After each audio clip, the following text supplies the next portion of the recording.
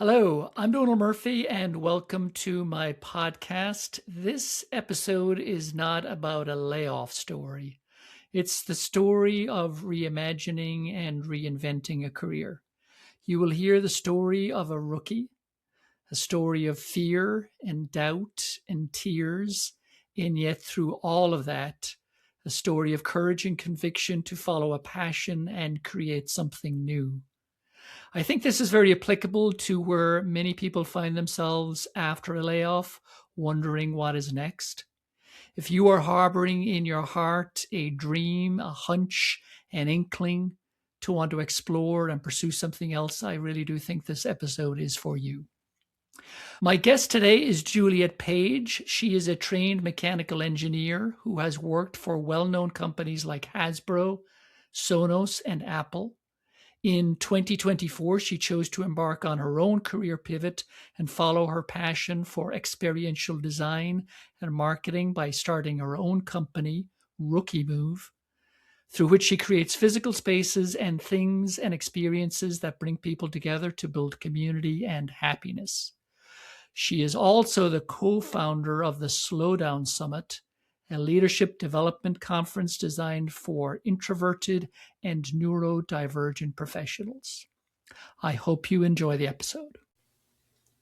So welcome, Juliette, to the Layoffs Over Lattes podcast. I am delighted to have you here. Before we get going, I do want to remind listeners and viewers of this podcast that I know that unemployment is hard, that it can be emotionally and mentally taxing.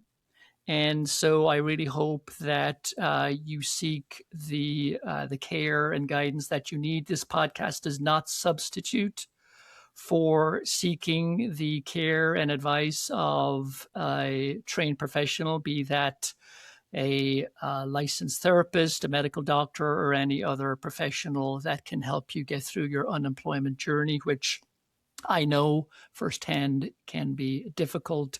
This podcast is offered to you from an educational and entertainment perspective, so please do seek the care that you need. Juliette, welcome. Delighted that you were willing to come speak to me, and I'm excited about this conversation. And the very first question that I start off asking all of my guests is, you've had a career up until this point in time, which we're going to get into during the course of this episode. But when you were a kid, actually, what did you want to be when you grew up? Great question. I remember when I was in elementary school, actually, and this is so cheesy to say, but we would go around the room saying what we wanted to be when we grew up. And I remember vividly saying, I want to be happy. And the teacher was like, looked at me as if I didn't know any better. But I do think about that once in a while. And then many years later, when I got into being more of an adult and having more conscious thoughts, I actually, when I was in high school, quickly determined that I wanted to be an engineer. I loved building things. I loved physics. I loved just the idea that things can kind of come together for a purpose that can be beautiful. And by the time I graduated from high school, I knew I wanted to go into mechanical engineering. Didn't take to manufacturing, didn't take to defense, didn't take to biomedical. I really loved the idea of creating products. So, spoiler alert, my dream job when I was a kid, or in high school at least, was to work at Apple. Oh, spoiler alert. Yeah. You made that come true for yourself. Crazy. Yeah. Yeah. And it's interesting that you said you wanted to be happy, because I interviewed a guest recently who had the exact same answer. And as a child, she wanted to just be happy. And so she, in her career, has developed her own flavor of happy. So maybe this is going to be a theme on these episodes. Maybe.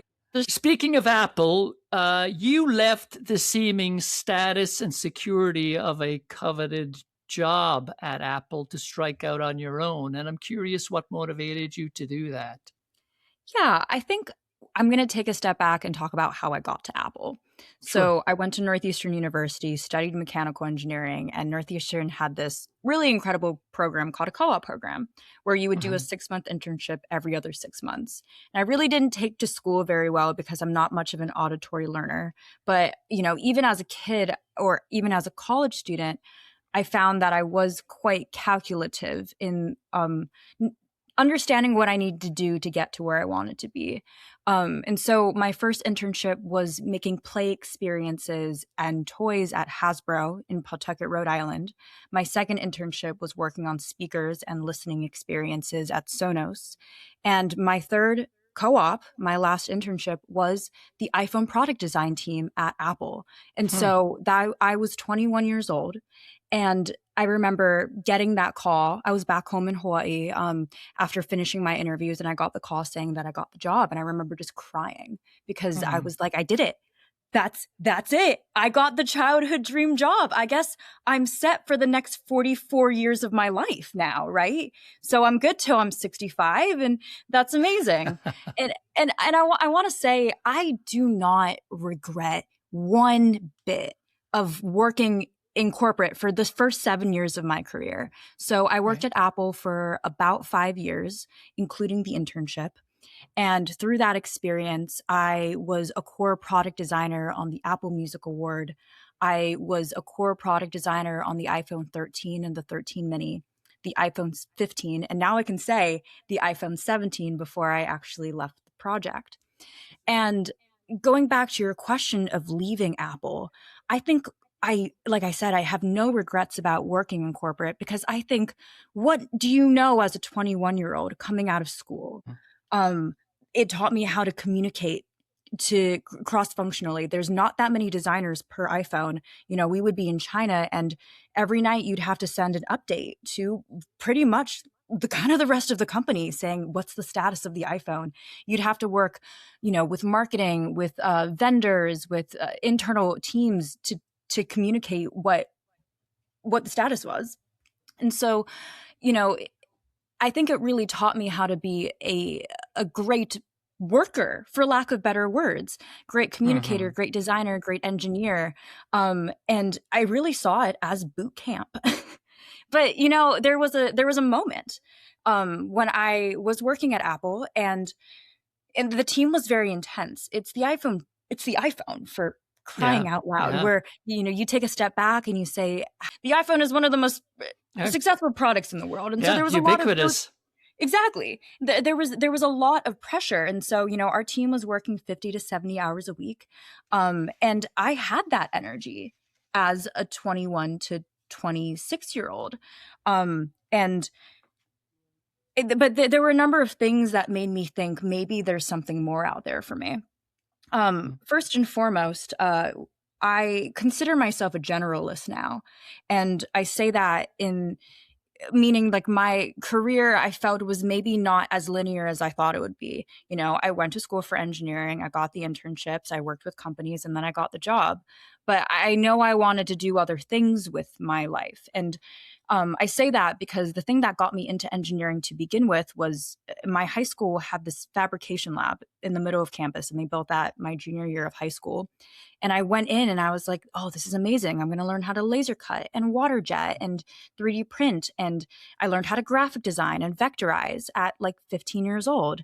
And all of a sudden I had these projects where I would turn a very bland elevator. Sorry, I'm kind of jumping around, but I would turn this bland elevator into a Super Smash Bros. Arena overnight, or a disco with a jukebox and a fog machine, or a tribute to the Beatles, or a tribute to the senior class at the time. And I loved this idea of creating physical objects and things that evoked emotion and happiness and brought people together. That is what made me study mechanical engineering, because I loved the theory of creating things.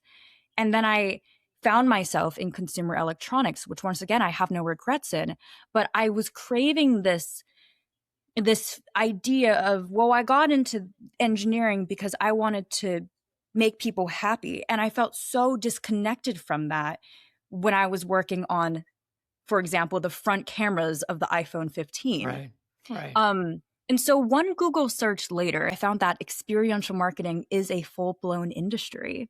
And the whole idea is marketing through physical experiences and creating community and evoking emotion that builds trust to a brand or a concept.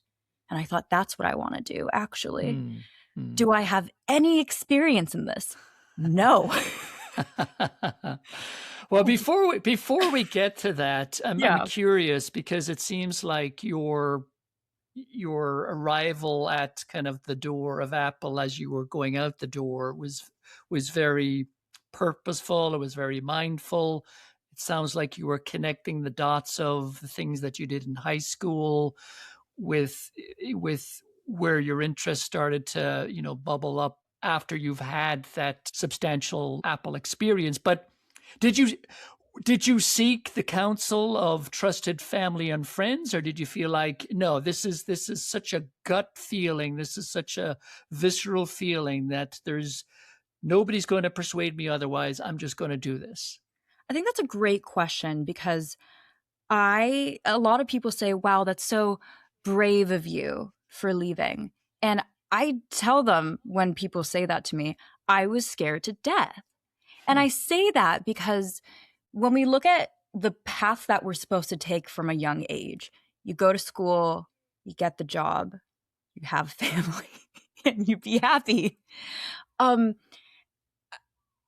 got the job. And when I told, my family and friends, like, hey, I think I want to quit and I think I want to do something different. Immediately, people are saying, why would you leave Apple? Like, you worked so hard for it.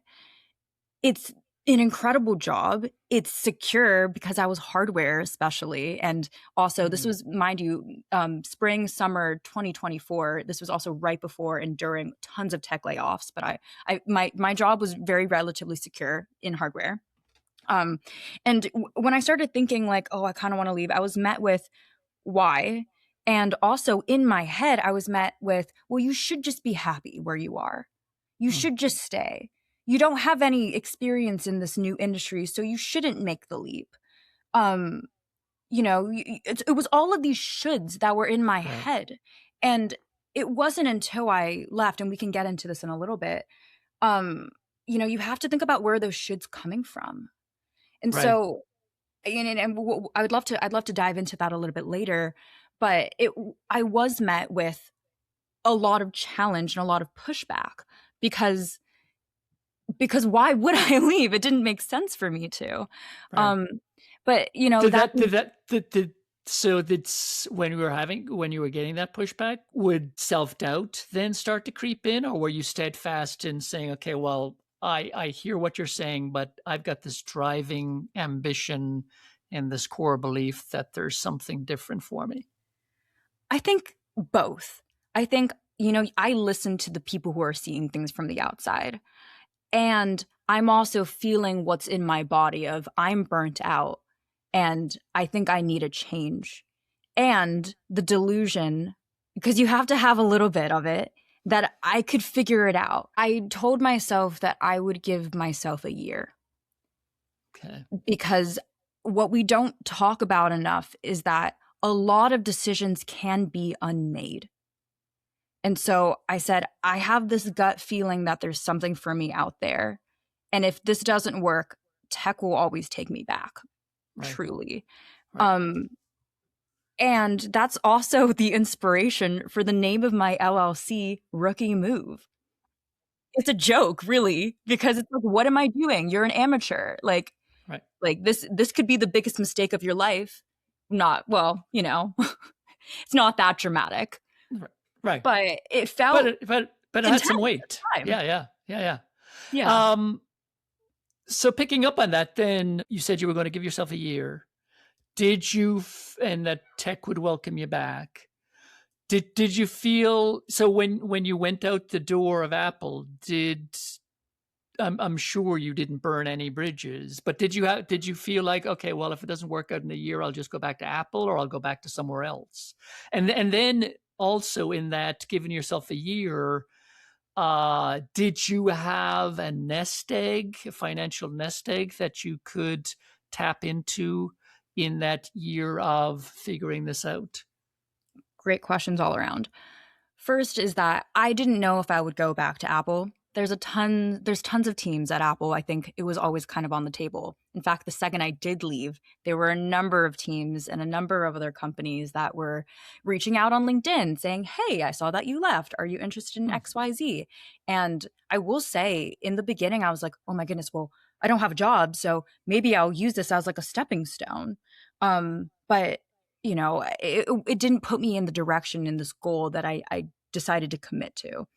To your question of a nesting egg, I do want to also be very explicit, especially to the audience, is that I understand the privilege that I have in that I was working at Apple.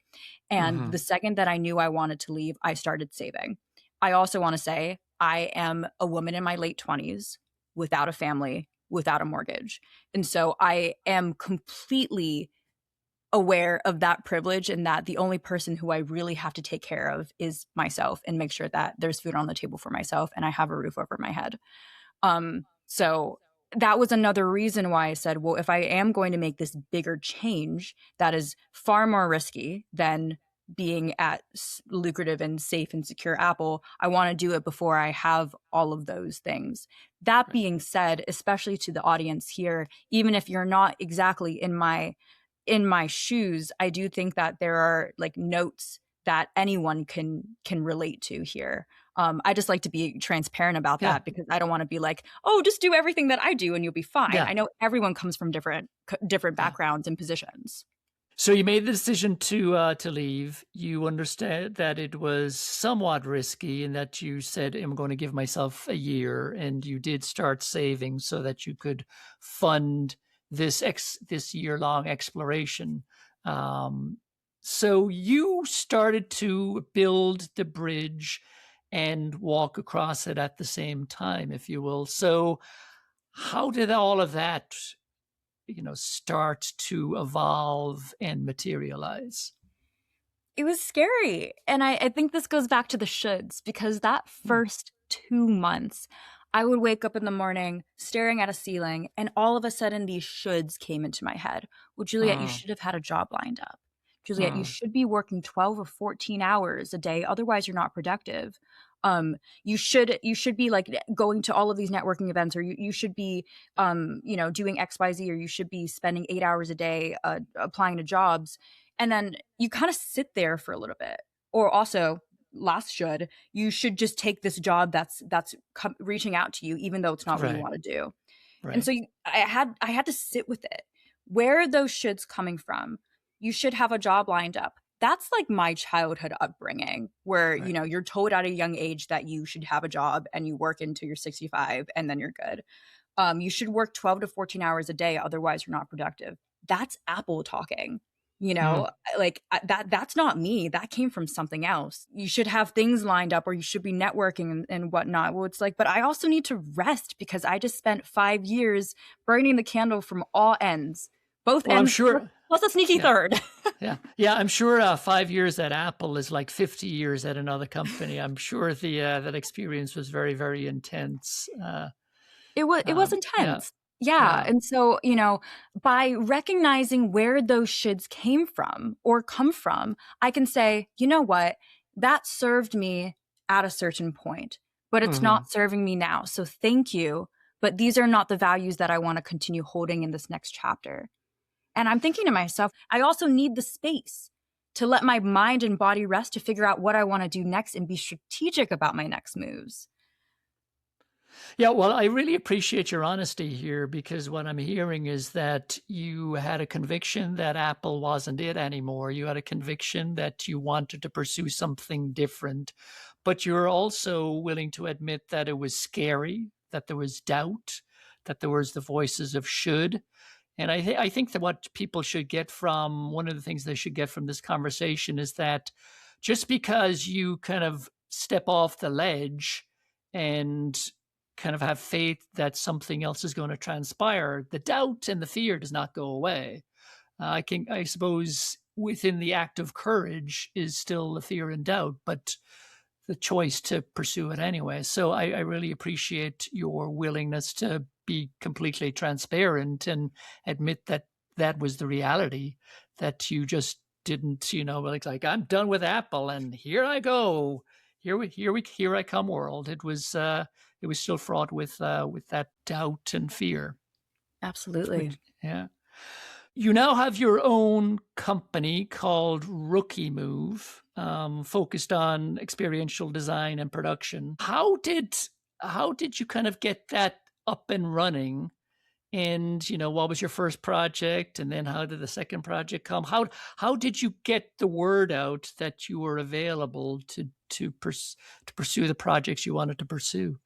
Yes, I think that was the most humbling experience of my life. So I started this LLC called Rookie Move. And I love it dearly because I think it very much has represented this journey of let's do this. And the name also comes from being an amateur, which the root of the word amateur comes from the word amare in Latin, which means to love. And it's the idea that I am taking this risk on myself to really go and do what I love. And if I fail, I gave myself the time, and I'm sure I'll become a different person at the end of it, even if I go back to a job that a tech job, for example, which was never not on the table. I could totally see myself going back to it, but I wanted to, as a service to myself and this child that got into engineering to begin with, to let her go run free for a little bit. So I think if we get into like the semantics of LLCs and starting a company, it was a lot of research, and I think it was a lot of, I don't know what I'm doing, because they don't really teach you that in corporate. They would never teach you that, But I felt through putting myself out there, and that was through LinkedIn. I swear on my life, on LinkedIn, that has been honestly the biggest tool in this journey. Is my entire network. I moved to New York about 5-6 months ago now. Most of the people who I know in New York is through LinkedIn. There was a point where 75% of my work came from LinkedIn. It's scary because it is a cringe and it is a weird platform where everyone is just kind of lurking. No one really engages, but I promise to all of the listeners, life is too short to care. But it's still scary. It's still scary to put your thoughts out there. But I do think of it as a really great tool, because the name of the game, especially when you're freelancing and especially when you're pivoting, is not job applications, unfortunately, because it's also like it's job applications are outdated, unfortunately, and there's a lot of just things that are like AI screwing it all up and whatnot. The name of the game is that when someone comes across an opportunity, you want them to think of you. And so that means you have to say, these are the things that I'm working on. These are the things that I'm interested in. Even if you don't have any experience in it, you could say, I'm interested in this. I read this book about it. This is really cool. Here are my thoughts on it. I would write on LinkedIn being like, hey, are any freelancers out there? Could we just chat? Like, what are y'all up to? And then a number of freelancers came, and then I did another post about how I just love the freelancing community. It's just making these moments of your journey and putting it out into the world, because after a while, so I started posting on LinkedIn in January of 2025. So it's only been a year. By March, 75% of my work came from LinkedIn, which is insane.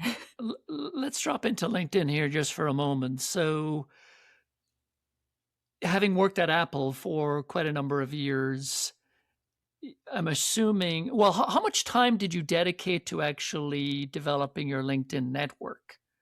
And so when you left Apple, did you have a big network of people on LinkedIn who you could then start articulating what you wanted to do next? Or did you have to kind of start from scratch? Well, maybe this is a wrong assumption, but I'm assuming, you can contradict me and correct me, but I'm assuming whatever network you had on LinkedIn was tech focused, and what you wanted to do was not necessarily tech focused. So how did you build up your network, and how did you get the word out that you were wanting to try something different and something new. And how did you get people to be receptive to this new story you were telling about yourself? Totally.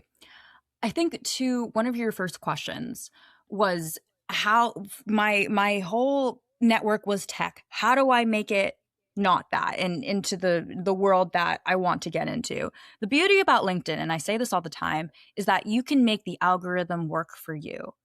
The first thing that I did when I wanted to pivot into experiential marketing, I looked up literally hashtag experiential marketing and just saw what people were posting. I needed to tap into that side of the algorithm.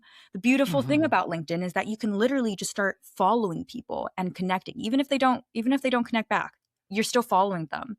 Mm-hmm. Then you start looking up experiential marketing in job searches. Once you start engaging with that, the algorithm's like, oh, this is what you want to see. Mm-hmm. And then you start sharing, you start saving, you start commenting on things, you start posting using the words experiential marketing and whatnot. Mm-hmm. In a few days, I kid you not, your entire algorithm will be that. And so making the algorithm work for you and feed you inspiration, people who you should be following, job opportunities, especially this is very niche to my industry. Experiential marketing is not something that you study, you really just fall into it. And so it's a very scrappy industry that's very word of mouth. And so my job opportunities will not be on job postings. It will be through someone saying, hey, I'm looking for XYZ. Does anyone know anyone? And that's how a lot of it is nowadays. It's really just through referrals. Mm-hmm. So LinkedIn, and then to your original question, I actually got my first jobs through cold emailing, which is a whole nother thing that we could get into if you'd like.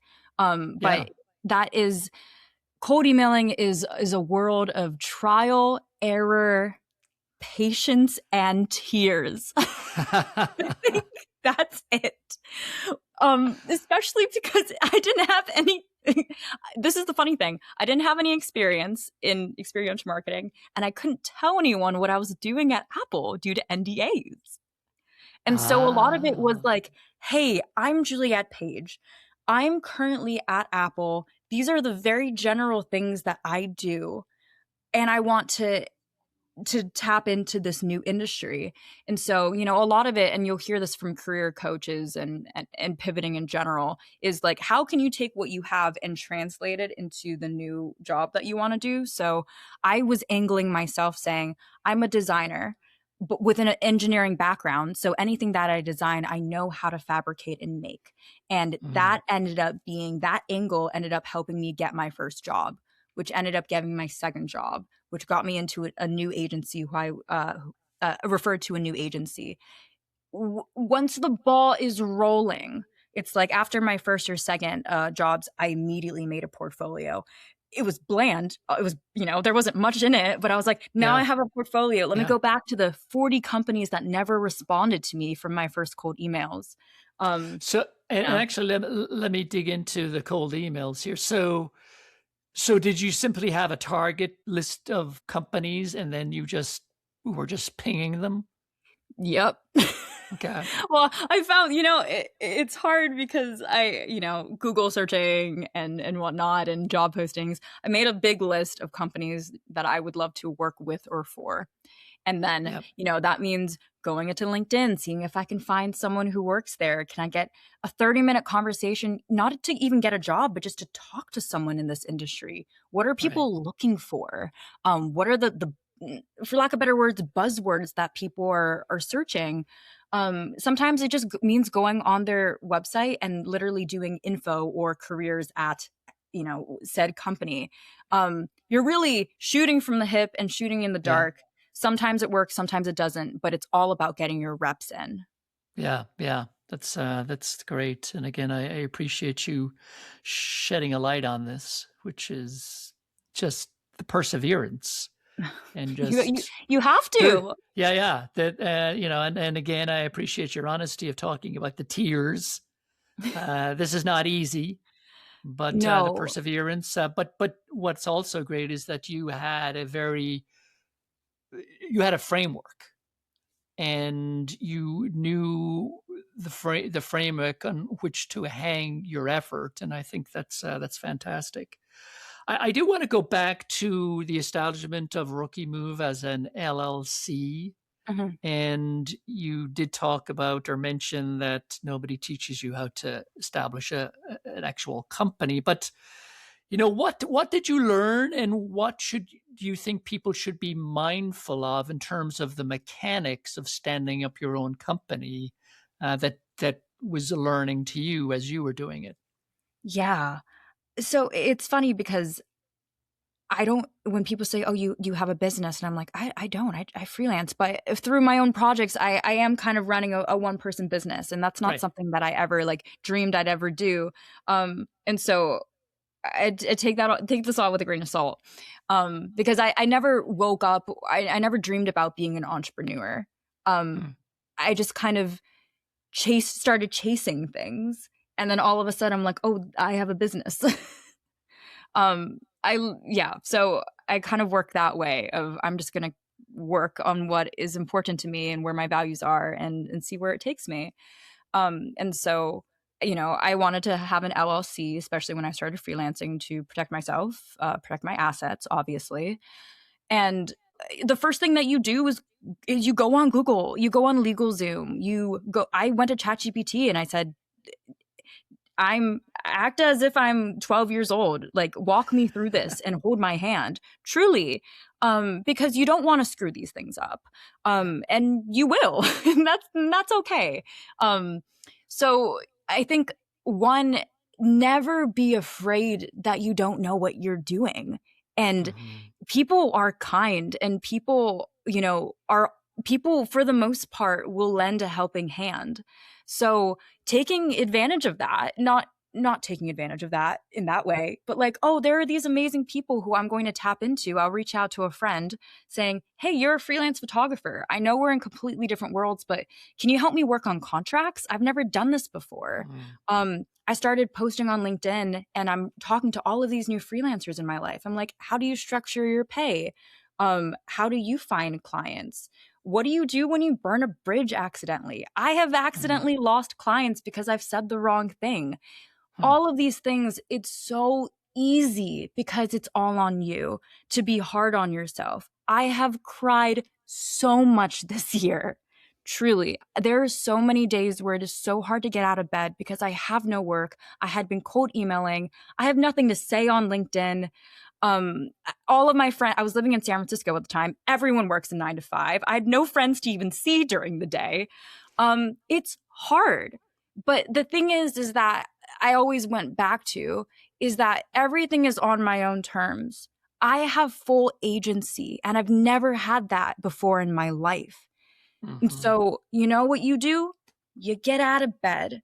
And maybe you don't spend 2 hours like applying, but maybe you go for a walk. Maybe you call a friend who you haven't talked to in a while and you just get a fresh perspective.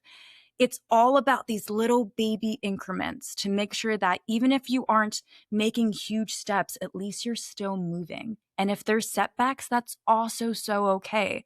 Because I have honestly screwed up so much this year. I've like worked without contracts, and that bit me in the butt. I have accidentally I said the wrong thing in meetings where I'm working with agencies, and all of a sudden, Apple corporate's coming out being like, "Well, why are we doing XYZ? We shouldn't be doing this." And I'm not Hmm. supposed to say that in front of the client. And so all of a sudden, I'm like, "Oh, I'm working with new people. I've never worked with agencies and clients before. I've always been in this little engineering bubble." Um, and so you have to move forward, and you have to make movement, but you also have to be really okay knowing that you're gonna make mistakes Yeah. and sitting with it, really. And, I'm not gonna be that person that just says, "Let go," because I'm not that person. But I think the difference is letting be, saying, "Okay, I'm gonna sit with this for a little bit. I'm gonna get my tears out. I'm gonna, like, kinda be stunned for a little bit because I've never made this mistake before, but also, I'm doing all of this for the first time in my life." It's like being a freshman in college again. Hmm. And also, how fun is that? Yeah.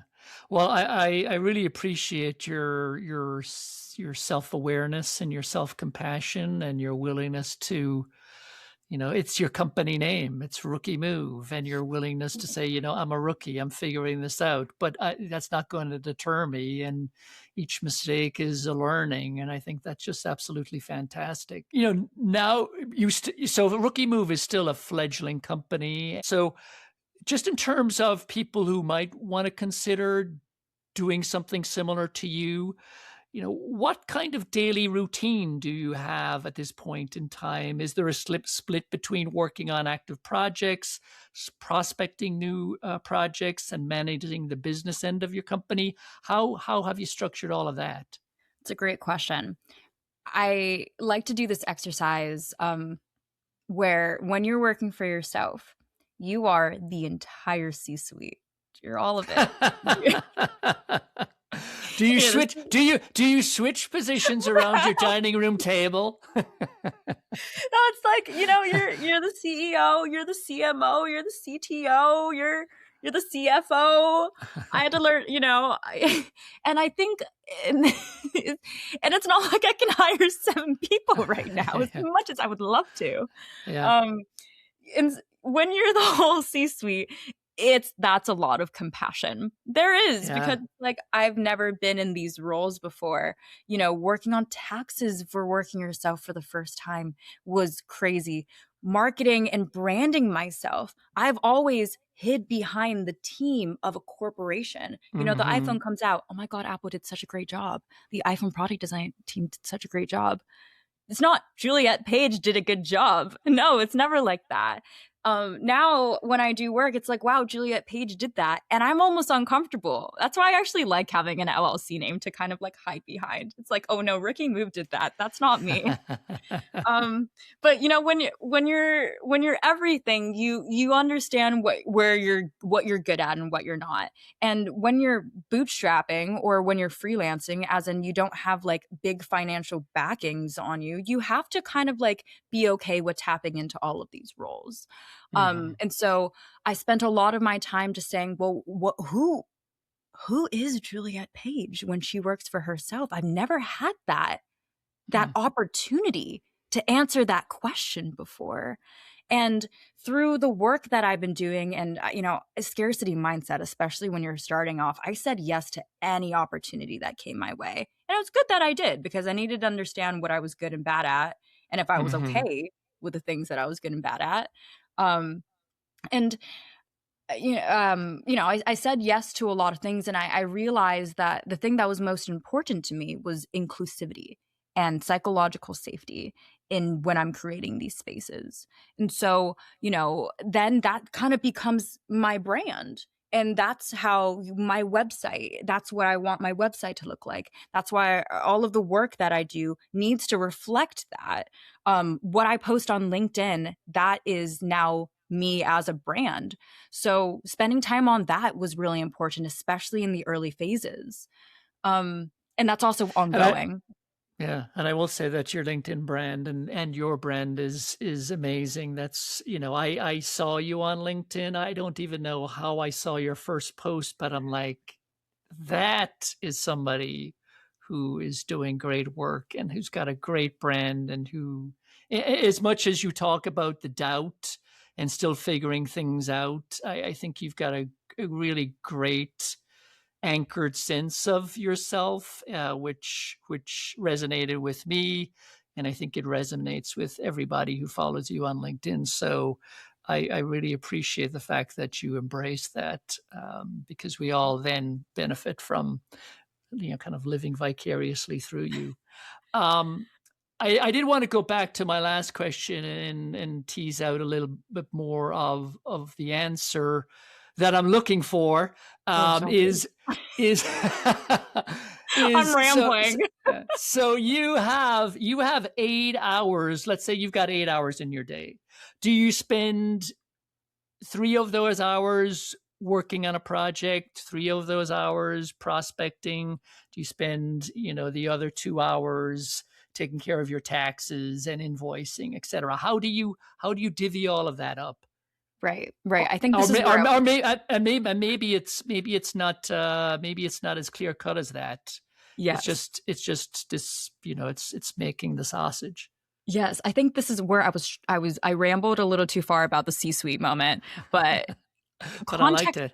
context switching was probably one of the biggest things outside of removing the shoulds. Context switching was something that I really had to learn because I get I'm moving between 7 different things. I could be working up to 6 projects at a time, which is too much. And I'm Mm. not going to ever do that again. I learned that the hard way this year. But yes, it is learning how to context switch of, okay, I'm moving from this and this needs to have my full attention. Even if like the Slacks and the emails come in, Juliette, you cannot look at this because you need to finish what's in front of you. So I don't think I could answer this maybe a few months ago, but I do think I'm getting better at it. I am very grateful to be at the point where work is now inbound. And so I spend less time searching for opportunities. That being said, I still spend a lot of time going to events and networking, which is exhausting. And I want to be very clear about that, especially the way that networking is. It's very unstructured. And so that itself can be draining. When I first moved to New York, I was going to about 5 events a week. I did that for maybe 3 months and then hit a wall and was like, I need to go to the mountains, which is what I did. But it's understanding, it's really the, unfortunately, I really hate to say this, it's really the ROI of where you're putting your time. If Uh-huh. I'm going to an event and I'm like, I don't know if I'm going to get much out of it, even if, I do get something out of most things that I go to, even if it's just one connection. But I also need to say there's only 24 hours in a day and I have to eat and I got to sleep. um, and so the way that I've kind of been splitting things up, I've been talking a lot about how we need to move more at a human pace. I actually just wrote a LinkedIn post about this, about how the 40-hour work week was actually made for people who worked in factories, because Mhm. Henry Ford in 1928 found out that anything more than 40 hours was not worth it in terms of productivity. But you can measure productivity as a factory worker of output over input. How do we do that as knowledge workers, as people who work in offices? And, we even have 996, which I have so many thoughts about. How can we bring working at a human pace back into our lives and at our work? Don't get me wrong, there are times, a lot of times, especially this last year, where I'm so excited about work or something that I'm working on, or I'm like, you know what, I really want to spend 12 hours a day doing this. I let myself do it because we as humans can sprint, especially when it's very stimulating. But that also means that I need to be factoring time to rest.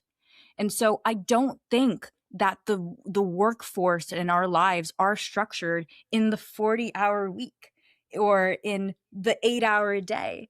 I think it totally ebbs and flows. And I also say it, like, I've started actually, I want to do this a little bit more, but planning my work also based off my hormonal cycle, Hmm. because that also is not consistent throughout the entire month. There are times where I know I'm going to be more tired, and so I'll need to be more gentle on myself, and I can't be working 14-hour days. So don't have a clear cut answer for you, but I'm learning how to context switch. I am very grateful that a lot of my work is inbound now, but it used to be not. And I used to do 2 hours a day for maybe, I don't know, I can't remember what it was, but like 4 days a week. And it could be the weekend. That's also fine. Work on the weekend, sure. I would say to myself, not to the audience, if that doesn't apply to you. But 2 hours a week job applying. And I said, anything more than 2 hours that day, you close the computer and you go outside, because you're going to go crazy. Truly, we're not meant to be staring at a computer for 8 hours a day. So, when I say working at a human pace, I know that's very vague, but it's really understanding how your body works and respecting that, really.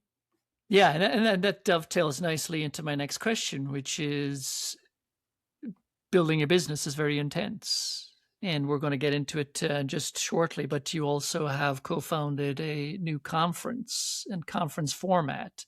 So you've got a very, very busy life, and you probably have to be very mindful of how you divvy up your time. So what do you do, whether it's on a daily basis, whether it's on a weekly basis, a monthly basis, whatever the cadence is, what do you do specifically for self-care?